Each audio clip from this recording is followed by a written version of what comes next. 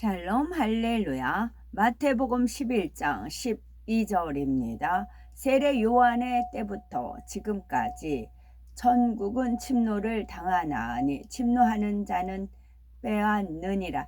침노하는 자는 빼앗느니라. 침노조차 하지 않으려고 하면 얻지 못해요. 세례 요한의 때부터 지금까지 천국은 침노를 당하나니 당해줘요. 당하나니 침노하는 자는 빼앗느니라. 침노하는 자는 빼앗느니라 입니다. 마태복음 13장 31절. 또 비유를 들어 이르시되 천국은 마치 사람이 자기 밭에 갖다 심은 겨자씨 하나 같으니. 아멘. 제목은 천국은 침노를 당하나니입니다. 올림픽에서 우승하여 금메달을 목에 걸 때의 기쁨은 생애 최고라 할 수 있을 것입니다. 지난날 뼈를 깎는 듯한 훈련을 잘 견디어낸 눈물과 땀의 열매이기 때문이지요. 이처럼 잠깐 사는 이 세상에서도 상을 받기 위해 자신을 절제하고 고통을 인내하며 최선을 다해 살아가는데 하물며 영원한 천국을 소망하는 성도들은 어떠한 삶을 살아야 할까요?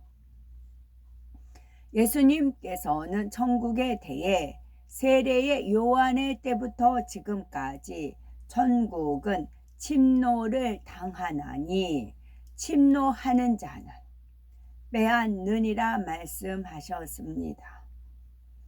천국은 하나님의 나라이므로 원수마귀 사단이 근접할 수 없는 빛의 영역입니다. 그런데 누가 감히 천국을 침노하여 빼앗는다는 것일까요? 이는 하나님의 자녀들이 원수마귀 사단과 싸워 이김으로 천국을 소유하게 된다는 말씀입니다. 땅 따먹기라 하셨어요. 땅 따먹기다. 어릴 때 이렇게 손바닥 땅에다 놓고 머리를 탁 튕기면서 그런 놀이를 한 적이 있어요. 그 놀이를 떠올려 주셨어요. 땅 따먹기다. 나가서 성도들의 믿음이 성장하는 만큼 더 좋은 천국에 들어갈 수 있다는 뜻이지요. 사람은 죄로 인해서 지옥에 갈 수밖에 없었지만 예수 그리스도를 믿음으로써 구원받아 천국에 들어갈 수 있게 되었지요. 그런데 원수마귀 사단은 어찌하든 사람들이 복음을 믿지 못하도록 회방합니다. 이미 주님을 영접한 사람이라도 미혹하여 죄를 짓게 하려고 호시탐탐 기회를 노리고 있지요. 이러한 원수마귀 사단을 이기고 믿음의 선한 싸움에서 최후 승리자가 되려면 어떻게 해야 될까요? 오직 말씀과 기도로 성령의 능력을 받아 원수마귀 사단이 주관하는 죄를 피 흘리기까지 싸워버리며 악은 모양이라도 버려야 합니다. 성결을 이루며 주어진 사명을 잘 감당하는 만큼 믿음이 성장함으로 더 좋은 천국에 들어갈 수가 있는 것이지요. 마태복음 11장 12절을 통해 예수님께서는 천국이 침노를 당하는 것은 세례 요한의 때부터 지금까지라고 하셨죠. 세례 요한은 예수님께서 구세주의 사역을 이루시도록 그 길을 예비하는 사명을 맡은 사람입니다. 따라서 세례 요한의 때부터 지금까지란 예수 그리스도의 시대, 곧 믿음으로 구원받는 신약 시대를 의미하지요. 구약 시대는 율법 시대로 율법의 행위로서 구원을 받았습니다. 반드시 율법을 지켜 행해야 했고 지키지 못하여 죄를 범했을 때는 속죄의 제사를 드려야 사함을 받았지요. 반면에 신약 시대에는 율법대로 속죄 제사를 드리지 않아도 주님을 믿으면 구원받을 수 있습니다. 주님 보혈의 공로로 죄 사함 받고 성령의 능력으로 인도함 받아 구원에 이르기 때문이지요. 오늘날 신약 시대에는 성령 시대, 은혜의 시대라고 하는 이유가 바로 여기에 있는 거죠. 그렇다면 신약 시대에는 은혜의 시대이니 죄를 지어도 입술로 주여 믿습니다 라고 고백만 하면 구원을 받을 수 있을까요? 그렇지 않습니다.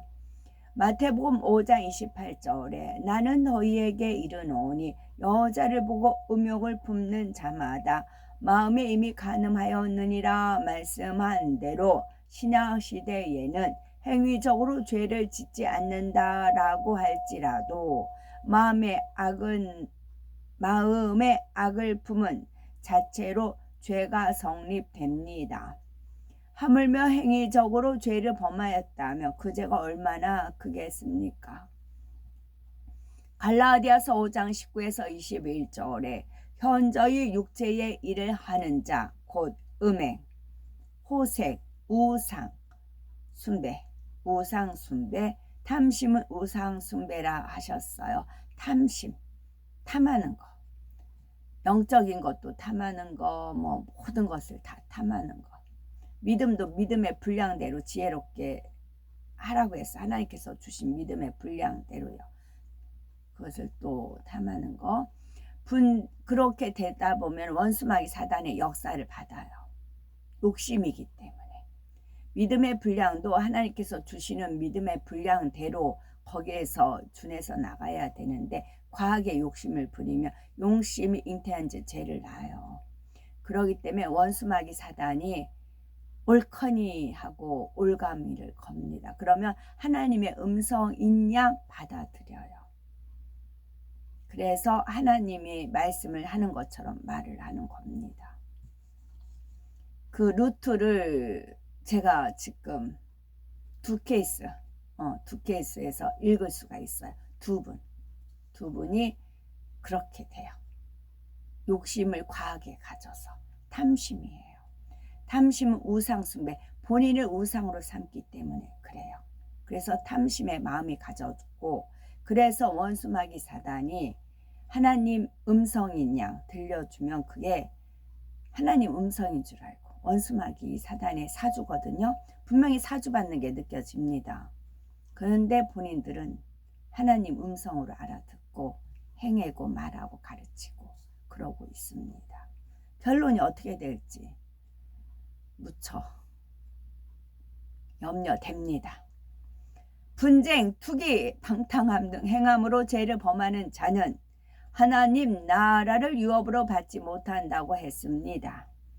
따라서 예수 그리스도를 영접해 하나님의 자녀가 되었다면 믿음을 성장시켜 행위적인 죄는 물론 마음의 악도 버려야 합니다. 그래서 분수 지키는 게 중요합니다. 분수를 잘해야 돼요. 그러면 신약시대는 구약시대보다 구원받기가 더 어려울까요? 구약시대에는 자신의 의지와 노력으로 율법을 지켜야 했다면 신약시대에는 성령의 능력으로 죄를 버릴 수 있고 계명을 지킬 수 있습니다. 성령의 도우심을 받으면 하나님의 뜻대로 행하는 자가 되어 악을 버리고 선을 행해 나가지요. 행위적으로 죄를 짓지 않을 뿐 아니라 죄의 성질도 버리며 성결한 마음을 이룰 수 있습니다. 자신의 힘으로는 죄를 버리거나 변화될 수 없지만 주님의 보혈의 공로로 성령의 도우심을 받으면 능히 죄를 버릴 수 있습니다. 자신의 힘으로 죄를 버리고 자신의 힘으로 변화되고 자신의 힘으로 믿을 수 있다라고 자만을 하기 때문에 그런 현상이 일어납니다. 내가 할 수 있어 라고 자기 암시를 주기 때문에 이런 오류를 범하시는 겁니다. 영적인 죄를 범하시는 겁니다. 예를 들어서 주님을 믿기 전에는 술, 담배를 끊는 것이 힘들었는데 주님을 영접한 후에는 성령의 도우심으로 쉽게 끊을 수 있습니다. 주님을 영접하여 죄를 버리고자 노력해 갈 때 성령의 능력이 임하여 행위적인 죄는 물론이요 마음속에 있는 죄성까지 뽑아 버리게 되지요. 이처럼 신약시대에는 성령의 도우심을 받을 수 있기에 믿음으로 구원받고 죄를 버리는 것이 전혀 어렵지 않습니다. 마음의 할례를 멈춰서 그래요. 더 이상 마음의 할례를 안 해요. 더 파고 들어가야 되거든요. 본인의 그런 죄성들을 더, 기질 같은 걸 더 파고 들어가야 되는데 안 해요. 멈췄어요. 멈추면 뒤처진다고요. 그러다 보면 원수마귀 사단에 올무에 걸린다고요. 덫에 걸려요. 덫에 걸린 줄 그냥 영감으로는 알아요. 그래도 그냥 머물러요. 원수마귀 사단이 주는 게 있어요. 마약이 있어요. 우쭐대는 거, 높여주는 거, 뭐 보여주는 거, 깨닫게 해주는 거, 뭐 뭐라고 하던데, 무슨 은사라고 하던데, 투시 은사, 투시 은사 받으면 한순간에 싹 보이거든요. 사람의 그 행함이라든가 뭐 장단점 이런 게 막 쏙쏙쏙 보입니다. 투시 은사를 받으면 그거를 본인한테 투시를 해야 됩니다. 본인한테 투시를 안 하고 다른 사람한테 하니까 차질이 생기죠. 천국을 침노한다는 것은 단순히 지옥에 가지 않고 천국에 들어가는 것만 의미하는 것이 아닙니다. 천국도 여러 단계로 나뉘어 있어서 상대적으로 더 좋은 것을 사모하여 침노에 들어가는 것을 의미하지요. 천국은 보이지 않는 영의 새 하늘에 속해 있으며 영의 하늘은 육의 하늘과 차원이 다른 영역입니다. 영의 하늘도 다시 여러 하늘로 나뉘어지지요. 고린도후서 12장 2절에 사도 바울의 영이 셋째 하늘에 이끌려 갔다고 말씀하지요. 셋째 하늘이 있으면 첫째, 둘째 하늘도 있고 그 이상의 하늘도 존재할 수 있음을 짐작할 수가 있는 것입니다. 여러 하늘 중에서 바울이 말하는 셋째 하늘은 바로 천국이 있는 하늘이고요. 그리고 그가 낙원으로 이끌려가서 말할 수 없는 말을 들었으니 합니다. 즉 사도 바울은 천국이 있는 셋째 하늘 중에서도 낙원을 보았는데 이를 차마 다 말할 수 없다는 것입니다. 과연 낙원은 어떤 곳일까요? 예수님께서 십자가 저형을 당하실 때 죽음 직전에 주님을 영접한 한편 강도와 같이 간신히 구원받은 사람이 가는 천국입니다. 하나님 말씀대로 살아간 것도 아니고 하나님 나라에 충성한 일도 없어 상급이 없는 사람이 가는 곳으로 천국 중에서도 가장 낮은 단계의 처소인 것이지요. 그런가 하면 요한계시록 21장에는 사도 요한이 본 새 예루살렘 성이 나옵니다. 천국에서 가장 영화로운 처소, 곧 하나님의 보호자가 있는 곳이지요. 마음의 성결을 온전히 이루고 온 집에 충성한 사람이 들어갈 수 있습니다. 이처럼 천국에는 겨우 구원받은 성도가 들어가는 가장 낮은 단계의 저소인 낙원이 있는가 하면 주님을 닮아 온 영의 마음을 이룬 성도가 들어가는 가장 아름다운 새 예루살렘 성도 있는 것입니다. 이외에도 여러 처소가 있으며 각자의 믿음의 분량에 따라 처소가 결정되지요. 죄를 피 흘리기까지 싸워버리며 진리의 마음으로 변화되는 만큼 더 좋은 천국 처소를 소유할 수가 있습니다. 이것이 바로 천국을 침노에 빼앗는다는 의미이지요. 마태복음 13장에 보면 천국은 마치 사람이 자기 밭에 갖다 심은 겨자씨 하나를 같다라고 합니다.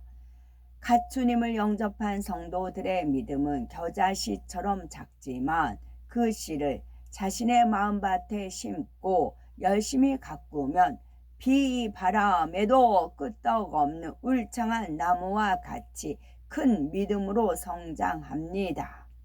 큰 나무에는 많은 새가 깃들이듯이 믿음이 큰 사람은 많은 영혼을 품을 수가 있는 것이지요.